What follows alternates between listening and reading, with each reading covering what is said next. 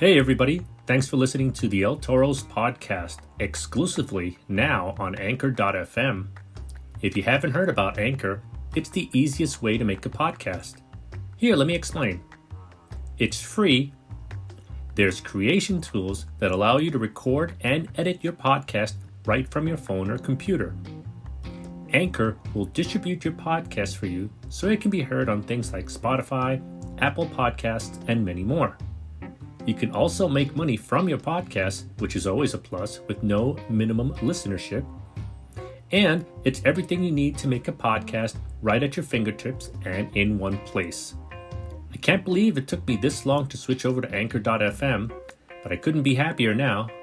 So, get yourself started and download the free Anchor app now, or go to Anchor.fm to get started.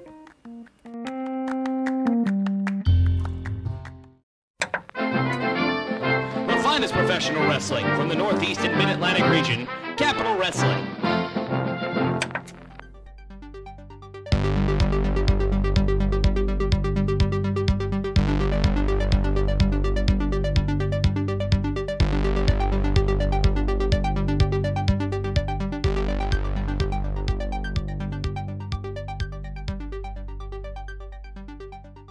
Welcome everyone to episode 10 of the Capital Wrestling Podcast. I'm your host, Sean O'Brien.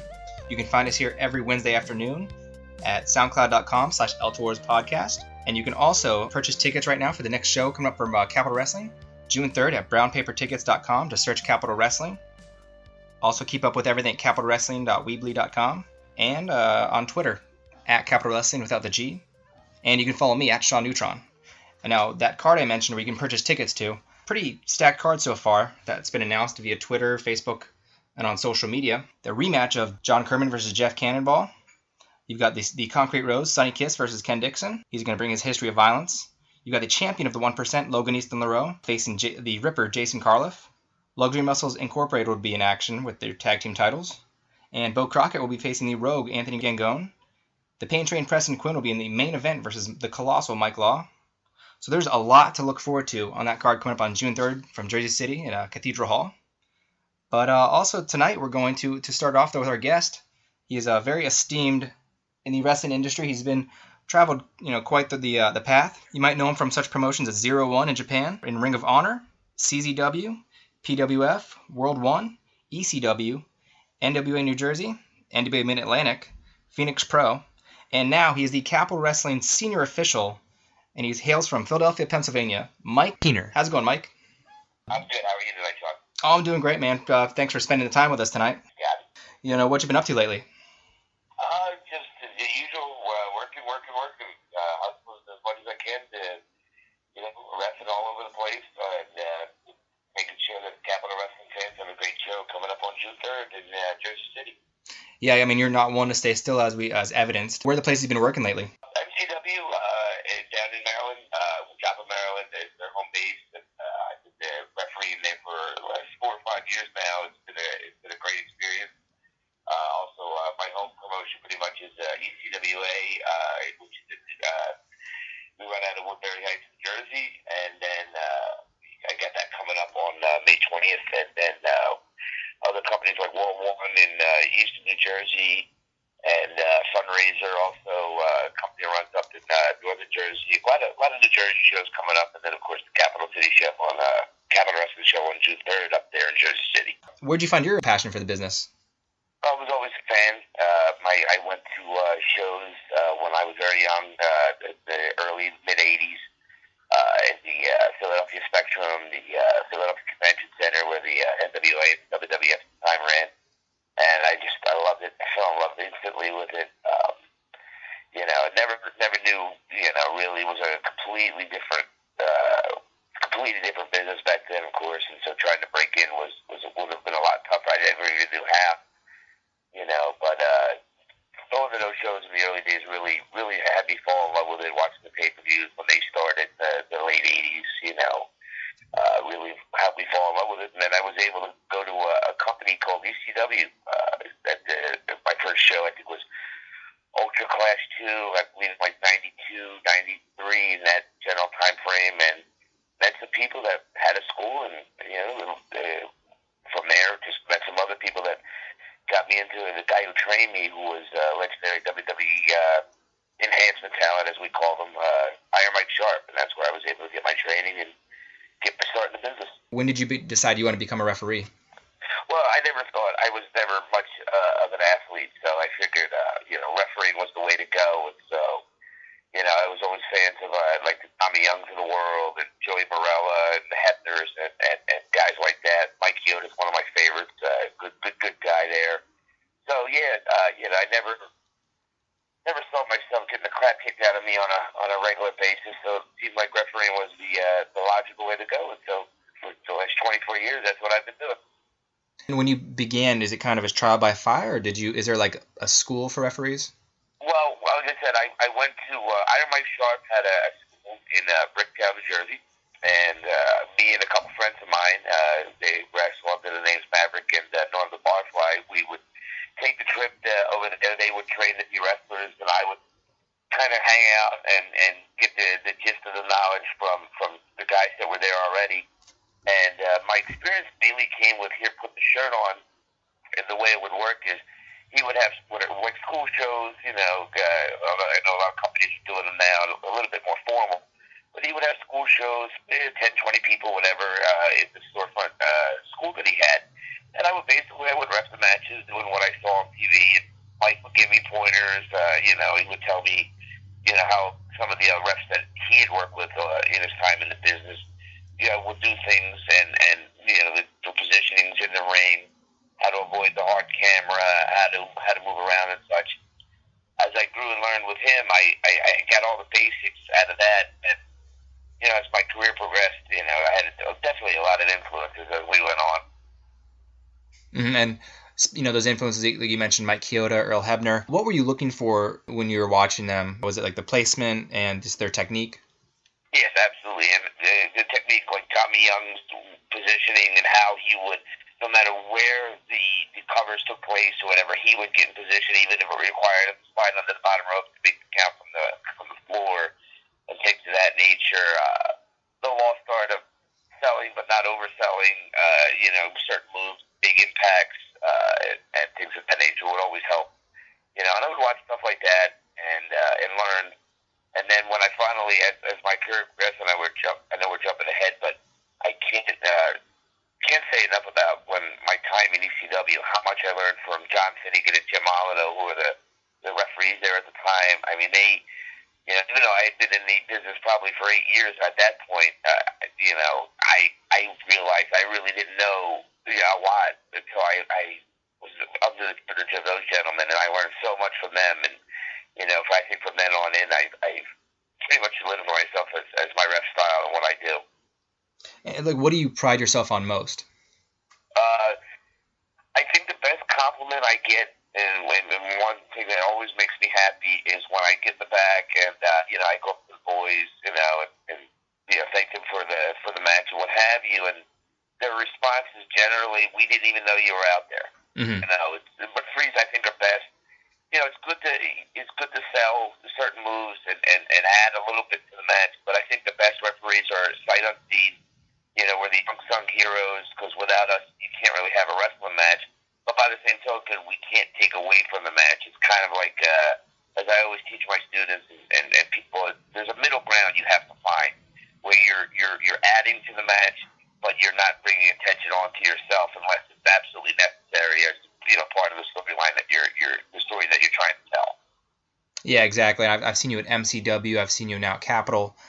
You're very nuanced. You're very sharp in the ring with your movements, very efficient. But you also, I noticed in Capitol, I forgot which match it was, but one of the moves you reacted to, you grabbed the top rope and kind of leaned back, just subtle enough to notice, but also not too much to go overboard. Exactly. Too many refs don't, and I've been guilty of it myself when I was younger, and it got you beat. Like if you watch, I think one of the best reactions, probably in the history of the business, if you ever watched the Taz Bam Bam Bigelow, I can't remember what pay-per-view it was from, but where they went through the ring in ECW, and John Finnegan's reaction was absolutely priceless to that incident. And I watch things like that, and that's where okay, that's where you can kind of go over the top, because that's such a big thing that you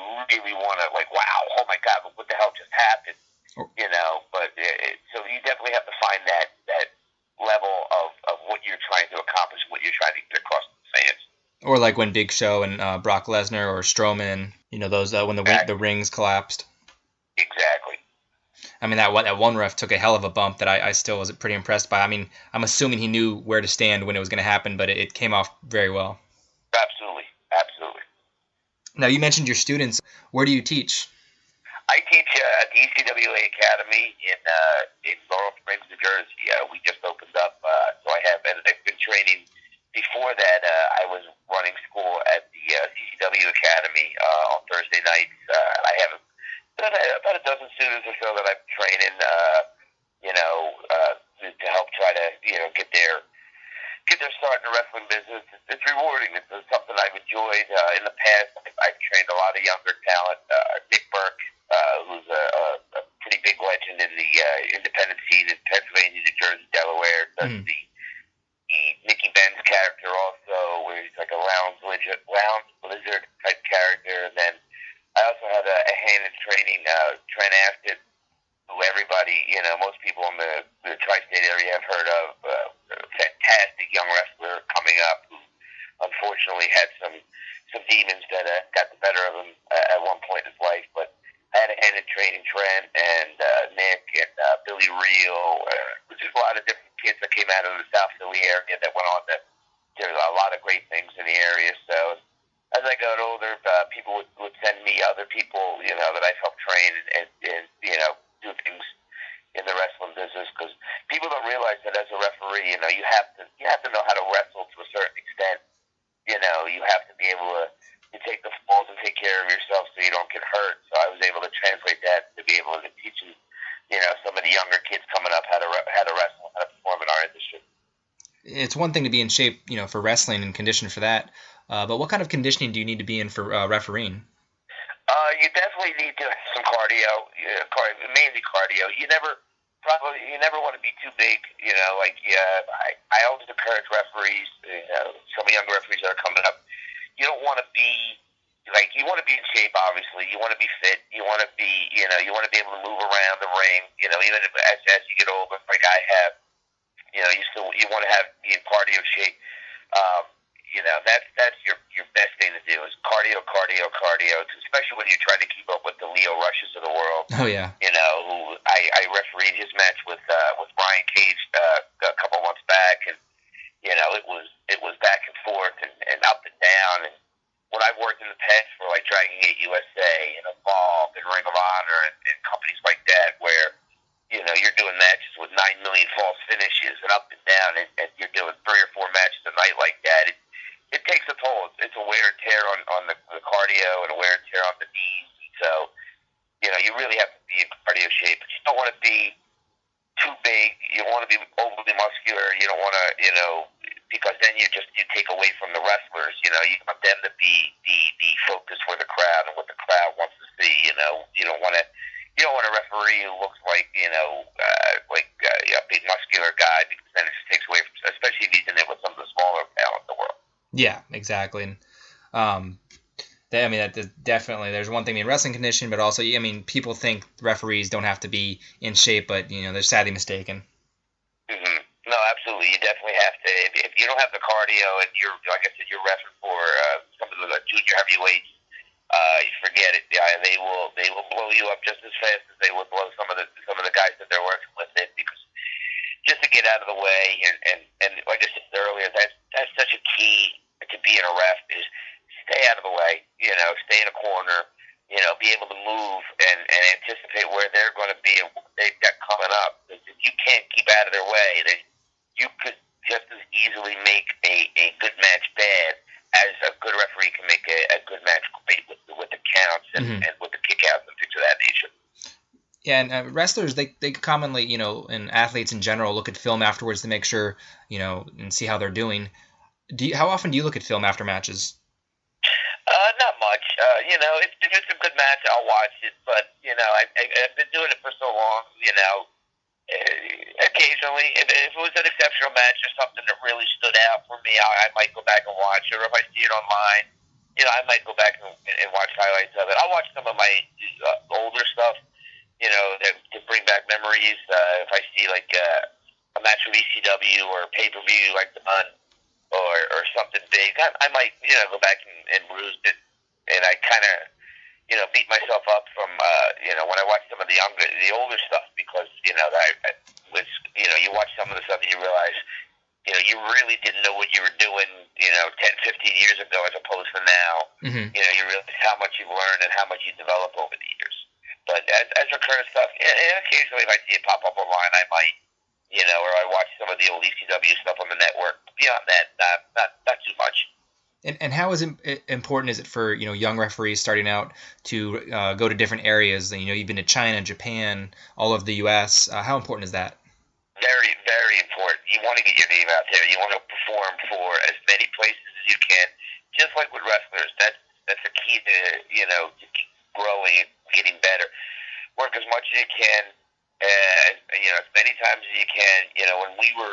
When I was younger, I don't do as much anymore. I'm happy to work, Fridays and Saturdays in the area. And I'm quite content with that at this stage of my life. But when I was younger, it was everywhere. I remember working a show in North Carolina and driving all night and working a show in Jersey the next day. And I remember getting a phone call on a Thursday night from a good friend of mine, Steve Carino, calling me up and saying, "Pack your bags, we're going to Canada." And okay, and I tell my girlfriend, not my wife at the time, "Hey, honey, I got to go. I'm going to Canada." And I they picked me up a couple hours later, and we drove to Canada for a loop. And you get an opportunity, you try to, I know it's tough, it's a different age with jobs and the economy and what have you, but if you want it, you will do whatever you can to work as much as you can and take advantage of every opportunity as it presents itself. Mm-hmm. And, after all these years, what was, I guess, one time that a match, surprised you or startled you or, caught you off guard? I don't know that he really did. I mean, I always kind of, and you can always kind of tell, what matches are going to be great, before you even do them. Where you can make magic, when the wrestlers trust the referee, and okay, they trust me. When those false finishes come, it's gonna be magic. And I can't say anything that's ever startled me or shocked me. There have been incidents in my career that happen, not necessarily in matches. Most of the things that startle and shock you are outside the ring or in the back, and that's stories for another time. But oh yeah, in the ring, I can't really think of any matches themselves. There've been so many that I've reffed. We could sit here for days and go over matches that I've done. But well, I was gonna say something like maybe ECW. If anything really stood out, that was like, whoa, that was a little crazy.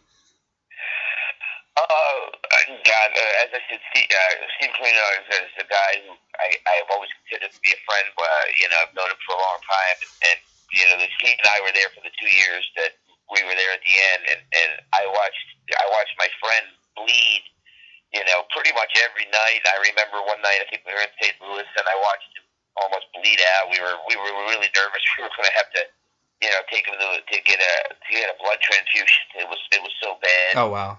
It was all craziness. It wasn't as the violence wasn't as prevalent in those last 2 years that I was there as it was when I was a fan in the earlier days. In those last 2 years, it was more wrestling. It was more RVD and Jerry Lynn matches like that, and Crazy and Jerry. Those matches, I could say, that surprised me, but completely went above and beyond the hype of any matches. Jerry and Crazy were just so amazing, whether it be they were doing series of matches, Mexican death matches, Japanese death matches, what have you, that were just absolutely fantastic. And, I got to ref one at the ECW arena that still stands out as a fantastic match. And, Steve working with Dusty and Steve winning the world title. There's so many memories that I could go, but it was a wild 2 years. I will say that. Guess you started to have to write a book. Oh yeah, no. It's funny when I post, certain memories come in. In fact, I just had one today where there was a tag team that was pretty big in the tri-state area and other places too, called the Misfits of Harley Lewis and Terry Domino. And I used to drive them for Dennis Carluzzo, who was a legendary promoter in New Jersey, promoted the NWA in New Jersey.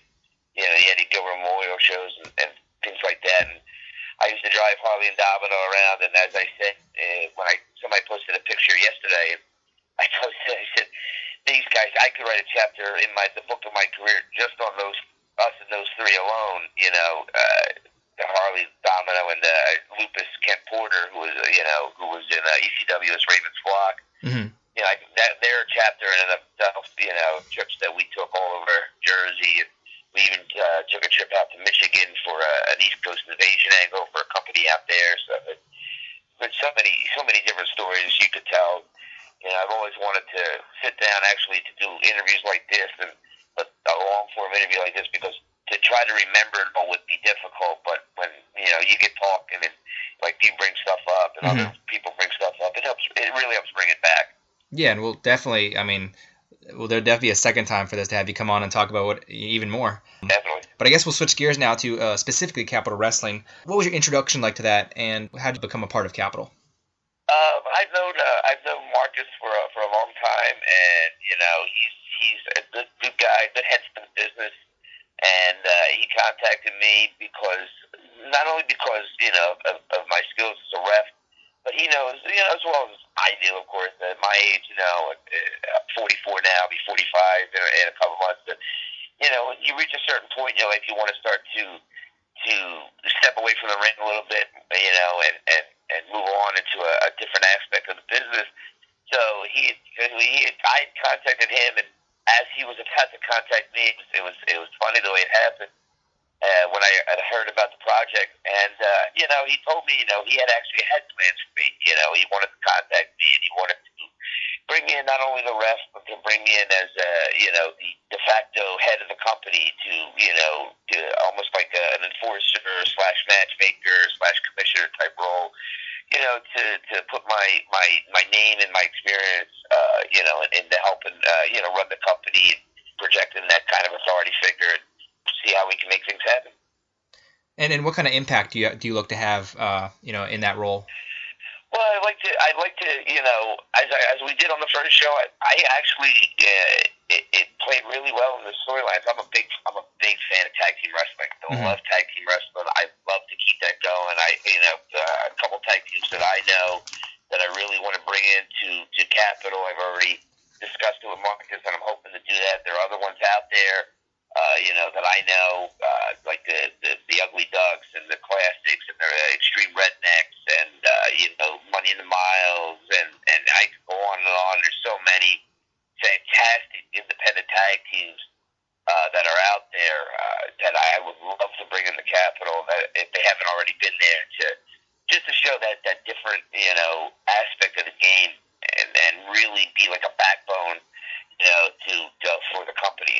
Tag team wrestling, I think, is not a lost art. It's an art that's coming back, but I think for a while there, it was a lost art because everybody wanted to do their own thing and be an individual. And I really would love to do what we started with on the first show and really push tag team wrestling and really show that it can be the backbone of the company. Mm-hmm.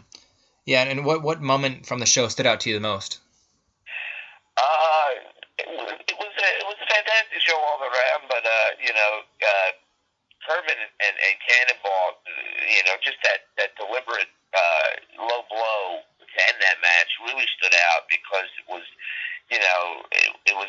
a moment that kind of everybody their jaw dropped because a lot of times a lot of referees will let stuff like that go, but I mean it was so deliberate, so right in front of you that you just had to work with it. You had to end that because it was and I think the crowd bought it too. I think the crowd was really shocked by it when it happened. Yeah, that was definitely a surprise. What should fans expect coming June 3rd? I think more of the same. I think it's a very unique venue. I think hopefully it'll be warmer in the venue since it'll be June. Mm-hmm. So we won't be freezing in the venue. But I think more of the same, if not even more elevated. I think any issues will have been worked out by then in terms of production and and things of that nature. If there were any problems on the first show, they'll be all cleaned up and worked out. It was the first show, growing pains, but I think the second show, I think the guys will step up even more now because they see, hey, this thing's got some legs. We just announced the deal where the show will be airing on Eric Bischoff's network, so I think that'll definitely make the guys work that much harder because they know they're getting even more exposure than they already were in their home areas as well as now in Capitol and the different places to view it. So I really think that fans are in for quite a treat. I think it'll be a great show, and I think the future looks bright. I really do. Yeah, definitely. That was the big news this week. Partnering with Eric Bischoff and his company, and now that's going to bring a bigger stage and, like you said, just bigger things for Capitol Wrestling in general. Absolutely. And fans, I'm excited to see what's going to happen on June 3rd. I've been watching it weekly ever since just to see how it looks, difference from being there live and then, watching it on tape. So it definitely had, with the cathedral and everything, it takes on a life of its own. It really does. Like I said, it's a very unique venue. I've only worked in churches once or twice for a company in Pennsylvania, and now Capitol. So it's unique to work in a church, and it provides that unique atmosphere, and it causes the crowd reaction to be a little bit delayed because it's got that big high ceiling. It's not like an outdoor where you really can't hear it, but I mean it's a unique venue. There's a unique blend of talent that was not only in the first show, but a lot of it's been carried over to the second show. With new talent coming in. So no, I think it's going to be a great show. I encourage all the fans to come out on June 3rd at the Capitol here in Jersey City, and they'll get definitely a unique wrestling experience. And it'll be fun. It'll be a good time, definitely. And before we get out of here, what shows do you have in the near future? Friday night, I will be in Little Ferry for Fundraiser Wrestling, which is a company run by Ricky Landell and Thomas Vito. They do a fantastic job up in that area, up in like Lodi, Little Ferry, and up in North Jersey. So I'll be working there on Friday night, and on Saturday night we'll be down in Delaware, in Milford, Delaware, for Dynamite Championship Wrestling. I'll be refereeing down there. And then May 20th, I will be in Woodbury Heights, New Jersey for ECWA. So main project is, like I said, the ECWA Academy, where I'm hoping to train some more talent so that they can make their not only ECWA debut, but eventually make their Capitol Wrestling debut. And can fans find you on social media? Yes, they can. Facebook, Michael Kehner, Kehner. They can always find me on there, and keep track of where I'm going to be. Awesome, and I want to thank you again for being a part of the show, and we'll see you on June 3rd. And right now we're going to take a quick break, and after the break we're going to talk to another debuting talent from the NRA, the National Rasslin Alliance, Mark Bravura. Stay tuned, folks. Capitol Wrestling returns to Cathedral Hall Saturday night, June 3rd, with an action-packed 8-match card that you don't want to miss, being taped for Capitol Wrestling Television. Signed already for our return to Cathedral Hall. It is the Beard versus the Booty, as Ken Dixon looks to add Sonny Kiss to his history of violence. Also in action, Anthony Gangone makes his Capitol Wrestling debut as he takes on the National Rasslin Alliance's prodigal son, Bo Crockett. In Tag Team Championship action, the team of Sizzling Stan Styles and Beautiful Bobby Shields, Luxury Muscles Incorporated, defend their tag team titles against Smiley and Matt Sells, Sex Crazed. The Danger family makes their Capitol Wrestling debut as Timmy Danger and a mystery partner take on the Perfect Strangers, as well as the returning Pain Train Preston Quinn, the Colossal Mike Law, the New York Wrecking Crew, and more. For tickets and more information, go to facebook.com/Capitol Wrestling. Capitol Wrestling, old school wrestling for the modern fan. And we're back here at the Capitol Wrestling Podcast. I'm your host, Sean O'Brien. You can catch us here every Wednesday afternoon at soundcloud.com/ElTorresPodcast. And I want to thank Mike Kehner for coming on and spreading his knowledge and insight at the refereeing aspect of the business. Is definitely cool to take that aspect on. But now we're going to bring our next guest. He's going to be making his Capitol Wrestling debut on June 3rd. He is the last bastion of Memphis wrestling. He's the Mempho Mofo from Memphis, Tennessee, Mark Bravura. How's it going, Mark? How are Oh, I'm doing really well, man.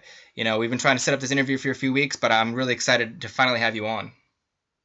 Well, it is your pleasure. The Mofo is a busy man, but he's glad to finally be here on the Capital Wrestling Podcast and set the standard as the greatest guest you've ever had. I totally accept that, and the integrity of this show has risen exponentially. That is true, and the prestige. Oh, of course, no doubt. I mean, you've been all over the place, man. You've been in WWE, TNA, Ring of Honor, the Monster Factory, Fusion Wrestling, PCW. So you definitely have been all around, but you do pride yourself on being that last bastion of Memphis wrestling. What does that really mean to you? Well, Memphis wrestling is, of course, the one true, pure form of professional wrestling, the best form of professional wrestling, I do say, and I'm quite proud to carry on the tradition of men like Lawler, Dundee, Idol, Fargo, and Monroe, the true greats, the greatest of the greats when it comes to professional wrestling. And the Mofo is, of course, following in their footsteps and taking professional wrestling and the art of Memphis wrestling to new heights. Where did your passion for the business come from?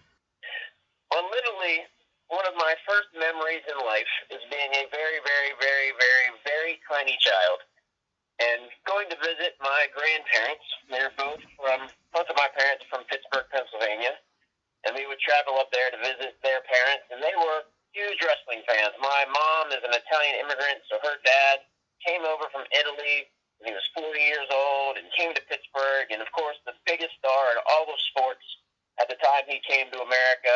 It was not Franco Harris, it was not Terry Bradshaw, it was not Willie Stargell, it was Bruno Sammartino. And my grandfather was a huge fan of Bruno Sammartino.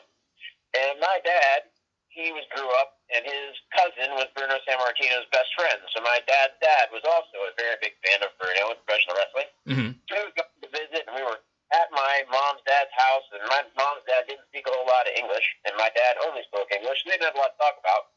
They were trying to watch something on TV, and the only thing they could agree on was wrestling. They put it on, and they're sort of halfway watching it, and I'm on the floor coloring a Dukes of Hazzard coloring book, and I look up and I see wrestling, and it's the coolest thing I'd ever seen. And it was the Moondogs against people I don't remember. And at the end of the match, the referee's distracted, and one Moondog is holding one of their opponents, and the other Moondog grabs the bone, and he comes to hit their opponent with the bone in the head, and he misses, and he hits his partner in the head, and so there's blood flying, and the Moondogs lose, and then after the match they fight each other, they're fighting each other, blood's flying everywhere, and I'm a tiny kid, so I screamed and cried until my dad and my granddad turned it off. Mm-hmm. And that was my very, very first experience of wrestling. Well, soon after that, we were at my dad's house, and my dad's saying, "Oh my God, you've got to see these new guys. They're amazing. They're huge. They've got all these big muscles, and you've got to see them." And I was a big superhero fan at the time. I mean, I'm like 3 or 4 years old. I think they're the coolest thing in the world. And I kind of put wrestling out of my mind. And my dad is talking about these guys who look like superheroes. Well, my dad says to him, "Well, Mark doesn't really like wrestling because the last time I saw it was these guys bleeding all over the place." And I screamed and cried to turn it off. Mm-hmm. But I wanted to be cool for my granddad, so I begged and pleaded to let me watch it. Well, there used to be this show that WWE would do that was kind of like a classics, so it was like older matches, and the ones that they were showing were Hulk Hogan, Tony Atlas, and Rocky Johnson. And so I see these super jacked up, massive guys with gigantic muscles and huge biceps, and Johnson and Atlas are flying around the ring and doing all these crazy flying moves, and I was like, wow, these are superheroes. This is the greatest thing ever. And nobody bled, and nobody, there was no crazy ultra-violence, people fighting each other on the forehead like there were with the Moondogs, and so I thought, hey, this is really cool. Mm-hmm. So from that moment on, I was hooked. As soon as we got back home, we already had cable, so I found WWE on USA Network, and then we went down to North Carolina on vacation, and I found WCW or NWA at the time on CBS. I was like, oh, this is even better. And I just watched it, and I never stopped watching it. And growing up, where I grew up, there was wrestling on at least 4 hours a day, every day. So I saw everything. We had the AWA, we had we had WCCW, we had IWCCW, we got Memphis on TV for a while, and that's where I fell in love with Memphis, because we got this bootleg hour-long version on syndication, and I thought that was the best show. Out of all the shows we got probably 12 different shows. The Memphis show was the best show, and that's when I knew at that moment that I ever got in wrestling, I was going to be a Memphis wrestler. And I remember the first memory I have of wrestling, just watching it, is just the fact that it's so colorful, and the moment you change to it, you have to stop. You don't keep going. It just grabs your attention right away. There's nothing else like it on TV. Like, if you flip to wrestling, you should know it's wrestling. Mm-hmm. Flip to wrestling, you don't know it's wrestling, something's wrong. Yeah, exactly. And you might, when you're really young, you might not know what federation or what company it is, but you enjoy it. I guess the random question right now I'm going to ask is, where's the best place to get Memphis barbecue? In the world? In your opinion, yeah. Okay. So I have been to, anytime I go anywhere, I get barbecue. So I can tell you the best barbecue in lots of cities. Mm-hmm. The best barbecue, my absolute favorite barbecue in the world, is the original Corky's on Poplar Avenue in East Memphis. You get the cheese and sausage plate to start, sweet tea, obviously, the local butter, and then you get the ribs and pork killer combination with coleslaw on the pork, mac and cheese, and dessert.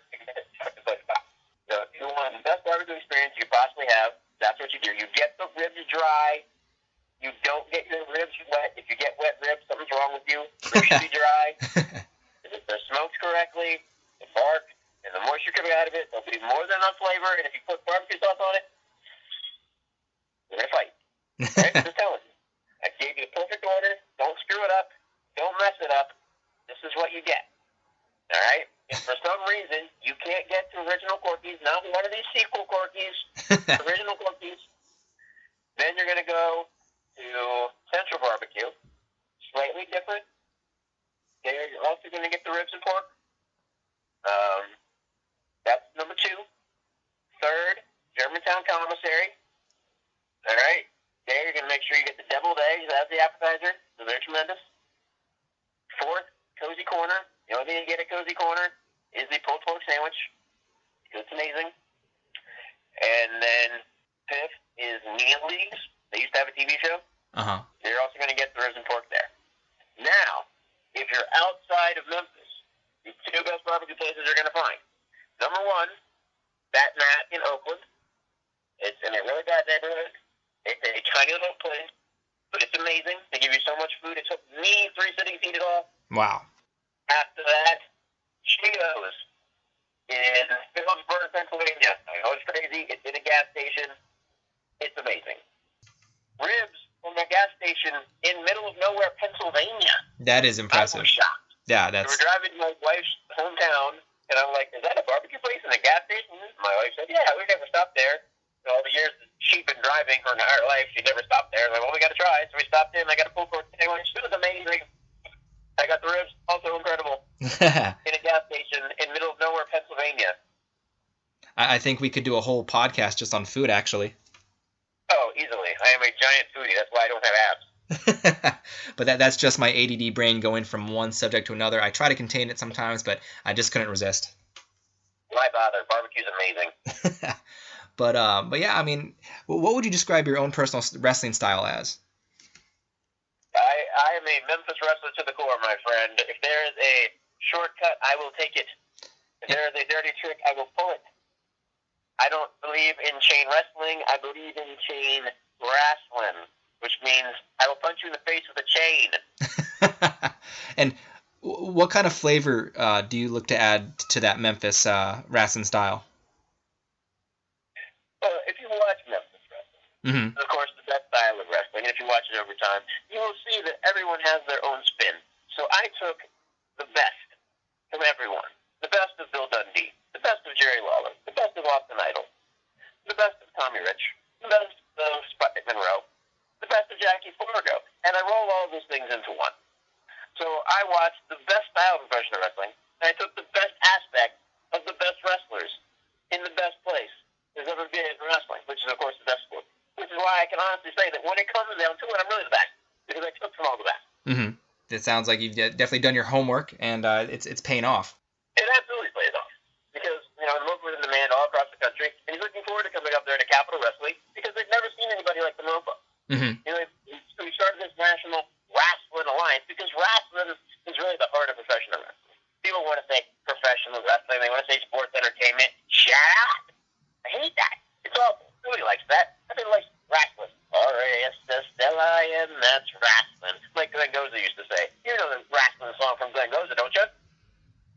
Actually, I don't. What? All right, I'm giving you an assignment. This is a very important assignment. I have failed you. When we're done here, you're going to get on YouTube and you're going to type in Rasslin Glenn Goza. You're going to see Glenn Goza performing at Reunion Arena or Texas Stadium for WCCW, and you're going to learn all of the words. So RASSLIN, that's Rasslin. And you are going to sing them the next time you have one of these podcasts. And if you don't, I'm going to track you down. And I will make you sing them at the next Capital Wrestling event in front of the crowd. Oh, man, I was going to say, can I just do it one-on-one and sing it to you? Oh, no. I will drag you into the ring and make you sing it. I'll drag Marcus Dowling there, too, because I know he knows all the words. I think I'd rather take an elbow from the top rope from you instead. I don't do elbows off the top rope, my friend. Those are saved for Randy Savage. Notice I did not name him in my list of wrestlers. True. Well, okay, then in that case, I'll just take one of those chains to the face. All right, chain to the face. Sing or chain. Yeah, because I am not a singer whatsoever. We could do a truette. There we go. The singing RASSLIN, that's Rasslin. I think everyone would enjoy it. Well, there should be a wide variety, a wide range, a myriad, if you will, of entertainment options at professional wrestling event. You're going to have those guys who, for some reason, decide they want to punch each other in the face really hard and do those, what are they called, the strong style things. That's all good. That's all well and good. You can have that. Most will beat their asses anyway. Don't need to do it that way. You have the guys who want to do the flips and the flops and their flying and all that sort of fun thing. There's never been a match that's been won in the air. Never seen it. Never going to see it. Matches are eventually won on the mat, and then that's where I'm going to stay, and that's where I'm going to win. And, when you're as great as the Mofo, you can win matches, you can win titles, you can win championships, and you can perform, and you can entertain, and you might sing a song, you might do a little dance, have a little fun here and there, entertaining yourself, because at the end of the day, as long as I had a good time, it doesn't really matter if anybody else had a good time, right? That's all that matters, man. It's the Mofo's party. Whether or not you're invited depends on you. Now, you mentioned the NRA, the National Rasslin Alliance, and they look to be taking over in multiple promotions, but now they're taking over Capital Wrestling. They're led by the Pain Train Preston Quinn. You got Bo Crockett, yourself, Tim Hughes, Bob Evans, the Classics. Tell us a little bit about that, and also just tell us the strengths of the members. Well, you see, the National Rasslin Alliance, we're sort of taking a stand. We've had enough of where professional wrestling was going. We feel like we're the forgotten members of society. We've been looked past. People have not been paying the attention to the foundation of professional wrestling. They've not been giving it just deserves. So we decided to band together as the National Rasslin Alliance and take over professional wrestling in every way that we can. And as you've seen all across the country, nationally, if you will, the members of the National Rasslin Alliance have been very successful. Even internationally. You saw Tim Hughes and Bob Evans go up to Montreal this weekend and be dominant. Mofo goes across the country. He's been in California last weekend. He's all over the country. He's been in Ohio. He's been in Pennsylvania. He's been all across the country. The Mofo and the Pain Train just a few weekends ago in Primal Conflict Wrestling got a huge, dominant, almost squash match sort of win over the Washington Bullets. Apparently people are hyping as this tremendous tag team. Well, they lost to the Mofo and the Pain Train from the National Rasslin Alliance. Clean in the middle. There was no controversy whatsoever, no matter what anybody says about it. And Bo Crockett has been dominant down in North Carolina. Now he's coming up to Capital Wrestling. He's magnificent. He's great, if you will. And one thing he's definitely not. One thing you can say for sure about every member of the National Rasslin Alliance is none of us are cucks. None of us are cucks. None of us are betas. None of us are snowflakes. We're triple alphas. We are the National Rasslin Alliance, making America kayfabe again. Now, I think one of the nicest things about your guys' stable is the fact that you blend youth and experience. That's true. That's true. We've got incredible experience from the Pain Train Preston Quinn and Brutal Bob Evans. You've got me kind of in the middle between the young guys and the experienced guys, been around a long time, but a little bit younger than those two. And you've got Bo Crockett and Tim Hughes. Two guys who are younger, but they've both got a lot of experience. Both have been in the game for quite some time. And they there ready to really be a star on the ascent. They've been taking that great advice. They're not listening to people who tell them silly things like, you've got to do flips and flops and flies, and you got to have 47 T-shirts, and you got to have 67 super kicks and things like that. No! People want to tell you got to fall down all the time from great heights and jump off of ceilings and things like that. The reason that guys like myself and Preston Quinn and Ludo Bob Evans have been around for so long and have been so great for so long is we don't do stupid stuff like that. We take care of our bodies, and we know how to win and be dominant without being stupid. Mm-hmm. That's very, very, very, very, very important. And another thing that we know how to do that a lot of people don't know how to do is we know how to bring people into the building.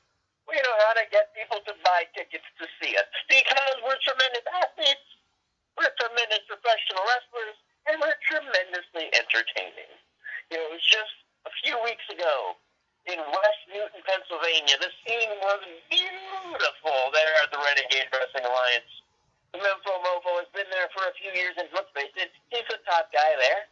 Everyone there wants to be the Mofo. And, you know, the place was packed. Largest crowd in the history of the Renegade Wrestling Alliance to see the Mempho Mofo against Chris Taylor in a 15-foot-high steel cage. And right before the Mofo went out to the ring, the promoter came to the back, and he gave the Mofo a big hug, and he said, thank you, thank you, thank you. Since you've been here, since you've been a part of the Renegade Wrestling Alliance, we've had 4 of our 5 biggest drawing events that we've ever had. Ever. With you, the Mofo, on top of the top guy since you've been here dominating. 4 of the 5. And I looked him straight in the face and I said, 4 of the 5? Which one don't I have? And he said, you don't have number 2. You have 5, 4, 3. You don't have 2, but you have 1.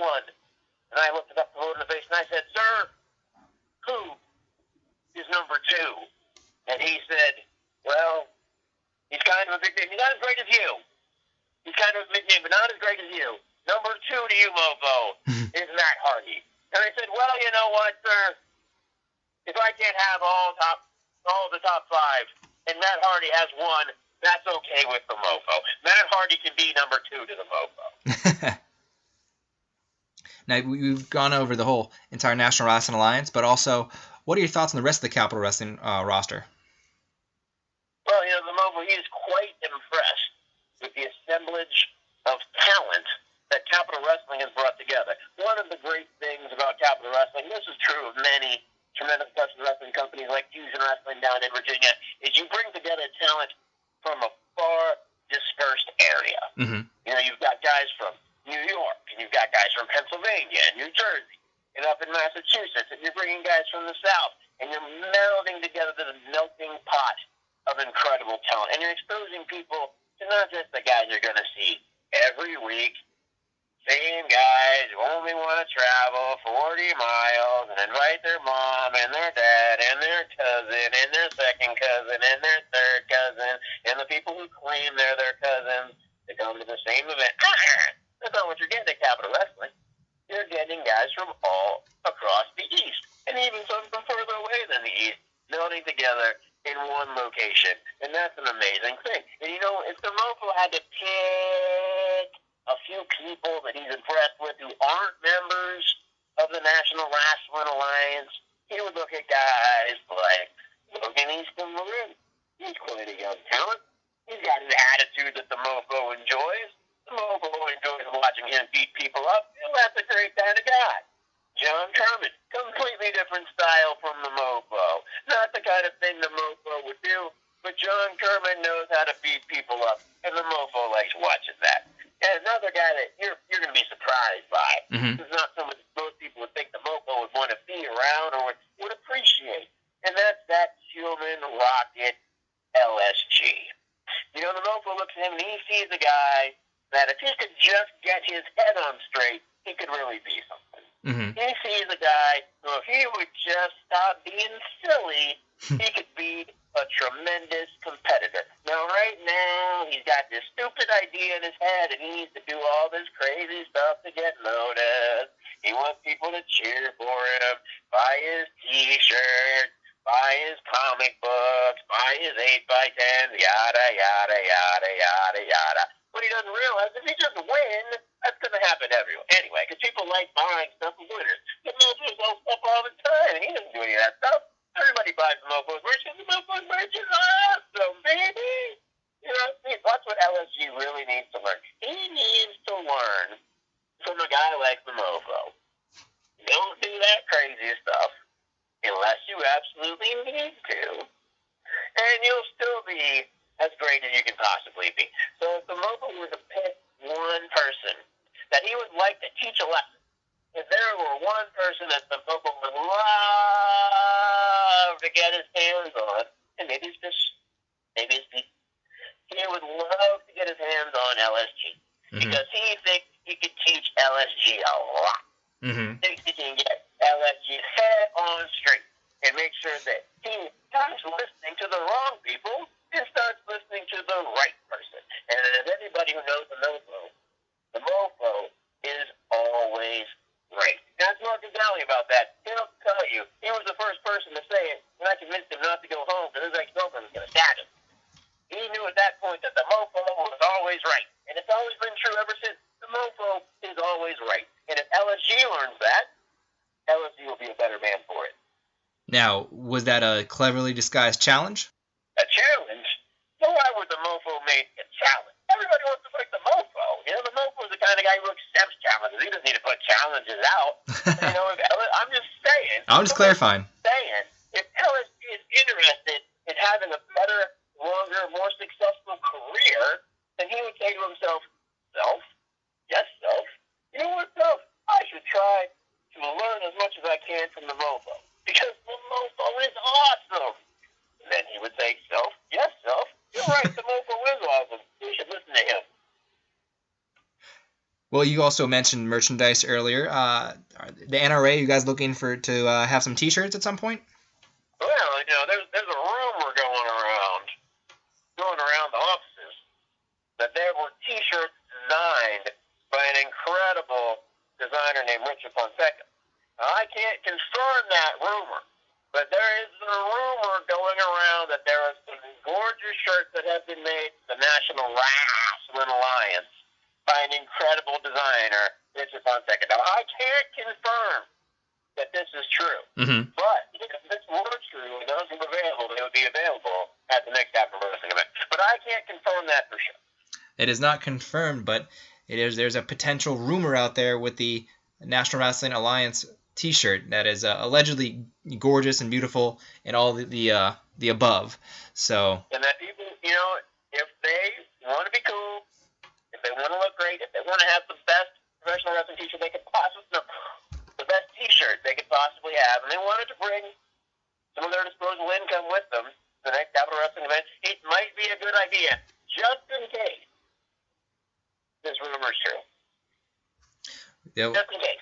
Well, fans, you heard it here first. Have your wallets ready just in case the T-shirt is available for sale at the next Capital Wrestling event on June 3rd from Cathedral Hall in Jersey City. We want to thank you, Mark, for coming on the show. You're welcome, sir. It has been a pleasure. That's mostly yours, but somewhat mine. Oh, definitely. All mine. You know, we're going to be looking forward to seeing you at that show and seeing the impact you can have along with the NRA. And I am looking forward to you, Sean O'Brien, singing RASSLIN, that's wrestling, by Glenn Goza at the next Capital Wrestling event at the Cathedral Hall. That's going to be great. That's going to be a highlight. I will be doing my homework, and I will. I'm not the best with lyrics, I'm not going to lie, but I will do my best. RASSLIN, that's wrestling. Now, before we get out of here, where can fans find you on social media? Social media, the Mofo has managed to keep his social media consistent. So if you go to www.memphomofo.com, that's the website. If you go to @memphomofo, that's the Twitter. If you want to email me, it's memphomofo @memphomofo. And on Facebook, unfortunately, Facebook does not like the word mofo. Little hurricane tribute there for you. They don't want it to go there. It's Mark Bravura Wrestler. Facebook.com/Mark Bravura Wrestler. Well, and We want to thank you for your time today, man, and the pleasure, like I said, has been all mine. So, we'll see you there on June 3rd at Capital Wrestling. You will see it, and it'll be the opportunity for all the fans of Capital Wrestling to get Mo, get. Well, thank you. Much appreciated. And next week we'll be looking to talk to the North-South Connection with Vinny Pacifico and Ryan Zane. Earlier this week we actually had the announcement about Eric Bischoff and Capital Wrestling joining his network. And now there's going to be a potential announcement from Capital Wrestling offices about a major tag team title match coming up at the next show. So we'll see, what specifics they have there. Well, I'd like to thank both our guests tonight, Capital Wrestling senior official Mike Kehner and the Mempho Mofo Mark Bravura, with gracing us here on the Capital Wrestling podcast.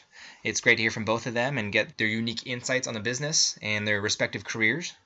We'll be looking forward to seeing them both on June 3rd at Capital Wrestling at Jersey City in Cathedral Hall. You can buy your tickets right now at brownpapertickets.com. Just search Capital Wrestling. You can also go to capitalwrestling.weebly.com to catch up on all the current news, and go on Twitter, Capital Wrestling without the G. You can follow me at Sean Neutron. Also, for previous episodes, go to soundcloud.com/LTorsPodcast. The card coming up on June 3rd, run it down again. It's going to be the rematch, Jeff Cannonball versus John Kerman 2. The Concrete Rose, Sonny Kiss, will be taking on Ken Dixon and his history of violence. The champion of the 1%, Logan Easton LaRoe, will be taking on the Ripper, Jason Carliff. Luxury Muscles Incorporated will be in action. Bo Crockett versus the Rogue, Anthony Gangone. And the Pain Train, Preston Quinn, in the main event versus Colossal, Mike Law. That is an absolutely loaded card, and there's plenty of news to come, and Capital Wrestling offices will have an announcement with the tag team titles later this week. So look for that on their Twitter, on Facebook, also on capitalwrestling.weebly.com, everything. There's going to be a lot going on right now, and if you haven't had a chance to check it out, go to irwnetwork.com.